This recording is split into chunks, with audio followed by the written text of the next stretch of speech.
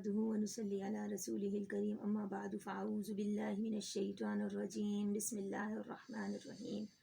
پیارے ناظرین، آج میں آپ کی خدمت میں اولاد کے حصول کا وظیفہ لے کر حاضر ہوئی ہوں۔ وظیفہ بتانے سے پہلے اگر آپ نے میرے چینل کو سبسکرائب نہیں کیا تو پلیز میرے چینل کو زیادہ سے زیادہ سبسکرائب کریں، لائک کریں، کومنٹ کریں اور میری ویڈیو کو آخر تک لازمی دیکھیں تاکہ آپ کو وظیفہ اچھی طرح سمجھ میں آ سکے۔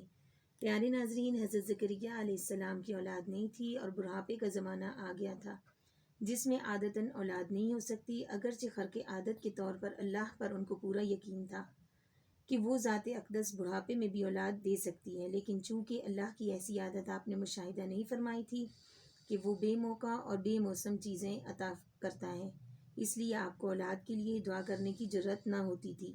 لیکن اس وقت جب آپ نے دیکھ لیا کہ اللہ پاک نے حضرت مریم علیہ السلام کو بے موسم میوے عطا فرمائے ہیں تو پھر آپ کو بھی سوال کرنے کی جرأت ہوئی کہ جو قادر مطلق بے موقع پھل دے سکتا ہے وہ بے موقع اولاد بھی عطا فرما سکتا ہے۔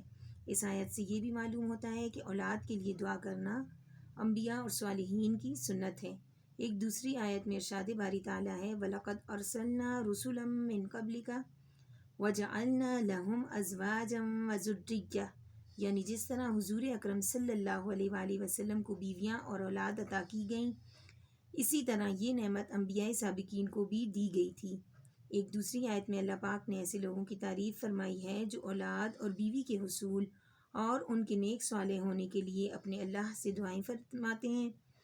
ارشاد باری تعالیٰ ہے وَالَّذِينَ يَقُولُونَ رَبَّنَا هَبْ لَنَا مِنْ أَزْوَاجِنَا وَذُرِّيَّاتِنَا قُرَّةَ أَعْيُنٍ، یعنی اللہ کے فرما بردار لوگ ایسے ہیں جو یہ دعا کرتے ہیں کہ ہمیں ایسے بیوی بچے عنایت فرما جنہیں دیکھ کر آنکھیں ٹھنڈی ہوں اور قلب مسرور ہو۔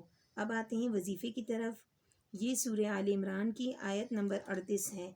رب هب لی من لدنک ذریۃ طیبہ انک سمیع الدعاء، رب هب لی من لدنک ذریۃ طیبہ انک سمیع الدعاء۔ اس آیت کو بعد از نماز عشاء 101 مرتبہ پڑھنا ہے، اول و آخر 11 مرتبہ درود شریف پڑھنا ہے۔ میاں بیوی دونوں اس آیت کو پڑھیں اور ساتھ ہی پنجگانہ نماز کا بھی اہتمام کریں۔ انشاءاللہ العزیز اللہ پاک آپ کو نیک اولاد عطا فرمائیں گے۔ آمین فی امان اللہ۔